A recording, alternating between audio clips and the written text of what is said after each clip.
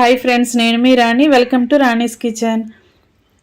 Healthy అయిన బ్రేక్ఫాస్ట్ని simple వేలో చూద్దామండి. ఎప్పుడు దోశలు ఇడ్లీలు చేసుకుంటూ ఉంటాం కదా. 1 కప్పు పెసలు తీసుకుని నేను చూపించబోయే ప్రాసెస్తో టిఫిన్ చేసి పెట్టండి. ఫ్యామిలీలో అందరికీ నచ్చేలా ఉంటుందండి. ప్రాసెస్ స్టార్ట్ చేద్దాం. దానికోసం 1 కప్పు నిండా పెసలు తీసుకుని ఒక గిన్నెలో వేసుకోండి.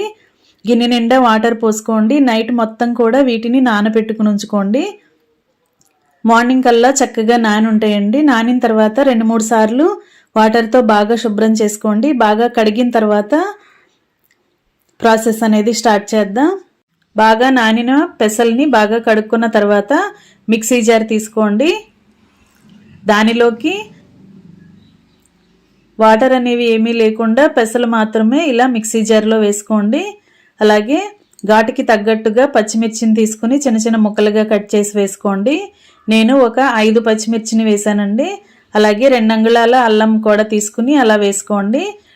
టేస్ట్కి సరిపడా సాల్ట్ వేసుకోండి. దీనిని మెత్తని పేస్ట్ లాగా గ్రైండ్ చేసుకోండి. వాటర్ అనేవి అవసరానికి తగ్గట్టుగా మాత్రమే వేసుకోండి. ఎక్కువగా పోయొద్దండి. ఎందుకంటే మనం పెసరలతో పునుకులు అనేవి వేయబోతున్నాం. ఎక్కువగా పిండి పల్చగా ఉంది అంటే ఆయిల్ అనేవి ఎక్కువగా పీల్చేస్తాయి. అందుకే తగినన్ని వాటర్ మాత్రమే పోసుకుని పిండిని మెత్తగా రుబ్బుకోండి. ఇప్పుడు నలిగిన పిండిని మిక్సింగ్ బౌల్లోకి తీసుకోండి. ఫ్రెండ్స్, నా ఛానల్ని మీరు ఫస్ట్ టైం వాచ్ చేసిన వారు సబ్స్క్రైబ్ చేసుకుని పక్కనే ఉన్న బెల్ బటన్ని క్లిక్ చేసి ఛానల్ని సబ్స్క్రైబ్ చేసుకోండి. ఇప్పుడు పిండిని మిక్సింగ్ బౌల్లో తీసుకున్నాం కదా. 1 టేబుల్ స్పూన్ జీలకర్ర వేసుకోండి. ఒక 3 టేబుల్ స్పూన్లు పొడి బియ్యం పిండి వేసుకోండి. రుబ్బిన పిండి ఇంకా కొంచెం లూజుగా ఉంది అంటే ఇంకొంచెం పొడి బియ్యం పిండి వేసుకోండి. పిండి గట్టిగా ఉంది అంటే 1 టేబుల్ స్పూన్ పొడి బియ్యం పిండితో పిండిని కలిపేసుకోండి. ఇప్పుడు వేసిన బియ్యం పిండి జీలకర్ర కూడా బాగా కలిసింది కదా. సన్నగా తరిగిన ఉల్లిపాయలను కూడా 1 కప్పు తీసుకుని అలా వేసుకోండి. కట్ చేసుకున్న కొత్తిమీరని అలాగే కొంచెం కరివేపాకు రెబ్బల్ని కూడా వేసుకోండి. మనం అల్లము పచ్చిమిర్చి పెసలు గ్రైండ్ చేసినప్పుడు వేసాం కదా. అందుకే ఇప్పుడు మనం అల్లం ముక్కలు పచ్చిమిర్చి ముక్కలు వేయలేదండి. ఉల్లిపాయ మాత్రమే వేసాను. అలాగే కరివేపాకు కొత్తిమీర మాత్రమే వేసాను. చిటికెడు వంట సోడా కూడా వేసుకుని బాగా కలుపుకోండి. మనం వేసిన ఇంగ్రీడియంట్స్ అన్నీ బాగా కలిసిన తర్వాత 10 నిమిషాలు మూత పెట్టి పక్కన పెట్టుకోండి. ఎందుకంటే బియ్యం పిండి అనేది నానాలి కదా. ఎక్కువసేపు నాననివ్వద్దండి. కొంచెం సేపు నానితే సరిపోతుంది. ఈలోపు చట్నీ చేసుకుందాం. చట్నీ కోసం మీ ఘాటుకి తగ్గట్టుగా కొన్ని పచ్చిమిర్చిని తీసుకుని ఆయిల్లో ఫ్రై చేసుకోండి. అవి ఫ్రై అయిన తర్వాత గిన్నెలో పెట్టుకుని పల్లీలను కూడా బాగా ఫ్రై చేసుకోండి. అదేవిధంగా కొంచెం జీలకర్రను కూడా వేసుకుని తగినంత సాల్ట్ వేసుకుని మిక్సీ పట్టుకోండి. చట్నీని బాగా గ్రైండ్ చేసుకున్న తర్వాత గిన్నెలోకి పోపు దినుసులు అన్నీ వేసుకుని బాగా ఫ్రై చేసుకుని పోపు అంతా కూడా చట్నీలో వేసుకుని చట్నీని రెడీ చేసుకోండి. ఇలా రెడీ అయిన చట్నీని పక్కన పెట్టేసుకోండి. ఇప్పుడు 10-15 నిమిషాలు నానబెట్టుకున్న పెసరపిండి అండి. పిండి అనేది ఎక్కువసేపు నానినట్లయితే పులుపు వచ్చేస్తుందండి. పునుకులు అనేవి టేస్టీగా రావు. అందుకే పెసరపిండిని 10 నిమిషాల కన్నా ఎక్కువగా ఉంచకూడదు. వెంటనే మనం డీప్ ఫ్రై అనేది స్టార్ట్ చేసేయాలి.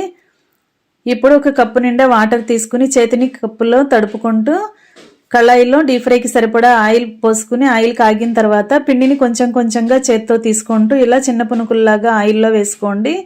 ఆయిల్కి పట్టినన్ని పునుకులు వేసుకుని గరిటెతో బాగా కలుపుకున్నట్లయితే 2 వైపులా కూడా మొత్తం అన్ని వైపులా కూడా ఈవెన్గా ఫ్రై అవుతాయండి. అలా మొత్తం ఫ్రై అయిన తర్వాత అన్ని కళాయిలో నుంచి గరిటెలోకి తీసేసుకోండి.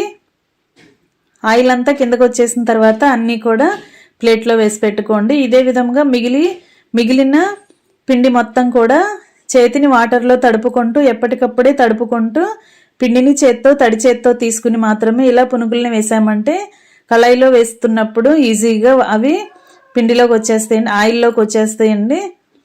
అందుకే చేతిని తడుపుకుంటూ ఇలా పిండిని కొంచెం కొంచెంగా తీసుకుంటూ ఆయిల్లో వేసుకుని కరెక్ట్గా డీప్ ఫ్రై అయిన తర్వాత అన్నీ కూడా ఇలా సర్వింగ్ ప్లేట్లోకి తీసుకోండి.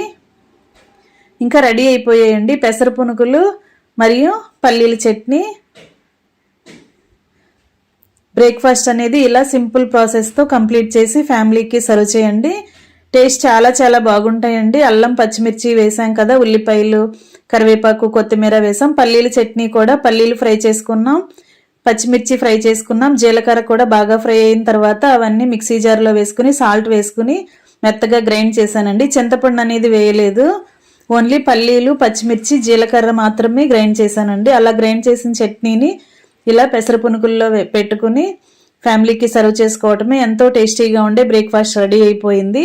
ఛానల్ని ఫస్ట్ టైం వాచ్ చేసిన వారు సబ్స్క్రైబ్ చేసుకుని పక్కనే ఉన్న బెల్ బటన్ని క్లిక్ చేయండి. మరొక రెసిపీతో మళ్ళీ కలుద్దాం.